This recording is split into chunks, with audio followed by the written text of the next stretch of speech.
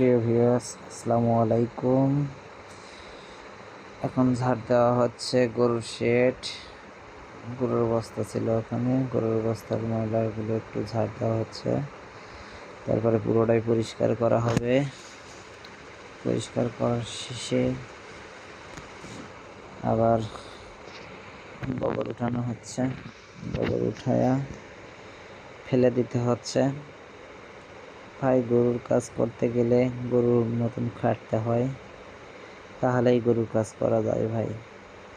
অনেক কষ্ট। গোবর উঠান, ফেলে দেওয়া, গরু গোসল করে দেওয়া, পানি খাওয়ানো, ঘাস দেওয়া, খড় দেওয়া, অনেক কাজের ওপরই থাকতে হয়। আমার আপাতত তিনটা গরুরই কাজ করতে হয়। এই যে গোবর এখন ফেলে দিতে যাচ্ছি। গোবর ফেলে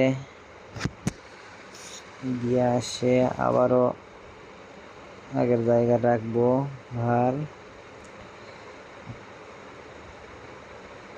আবার গুঁড়োর বস্তা নিয়ে আসতে হচ্ছে। গুঁড়োর জায়গা শেষ, এবার দানাদার খাদ্য দেব। দানাদার খাদ্য, গুঁড়ো, ভুসি, লবণ, ভাত, এই আর কি।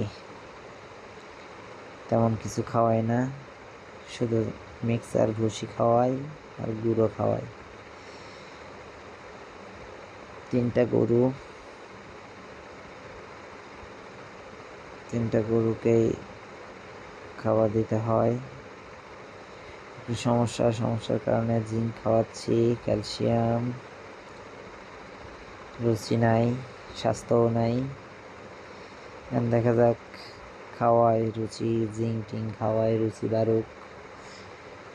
রুচি বাড়লে যদি তাড়াতাড়ি সারে ওঠে, সারানোর জন্যই আর কি। 2টার খাবার দিলাম। এবার 3 নম্বরটা আমার ছেলে বারবার বলে, বাবা আমারটা খাবার দাওনি কেন? মাঝে মাঝে আসবে, মিক্সার ভুসি অনেকগুলো করে নিয়ে আমার বাচ্চার গরুকে দিবে। সে নিজেই বলবে, আমার বাছুরকে আমি খাবার দিচ্ছি। আমার বাচ্চা